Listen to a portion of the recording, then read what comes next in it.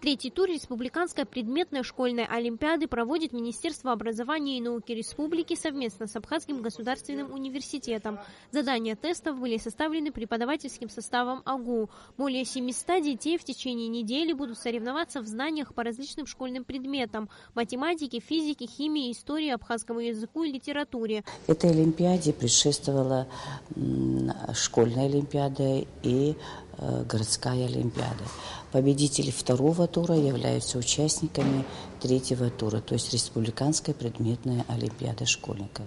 Участниками олимпиады являются учащиеся из всех наших районов. Членами комиссии являются работники Абхазского государственного университета, наши лучшие учителя, методисты, работники Института педагогики. В первый день олимпиады учащиеся 9, 10, 11 классов будут проверять свои знания по всеобщей истории, а также абхазскому языку и литературе. По истории задания выполняют 67 школьников, по абхазскому языку и литературе 40. На работу детям отведено по 3 часа. Выпускник Ашот Кишмари в республиканской олимпиаде по истории принимает участие уже в 3-й раз. Школьник признается, что история его любимый предмет. По словам мальчика, самое главное для него не подвести школу.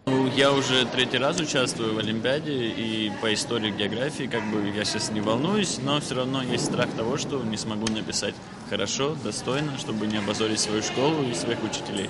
Все сделано на должном уровне, и каждый год вопросы по республиканской олимпиаде, они разные и довольно-таки сложные. Но, как нам советуют учителя, нужно интересоваться дополнительной литературой. По мнению сотрудников Министерства образования, предметная олимпиада – это хороший показатель общего уровня знаний среди школьников.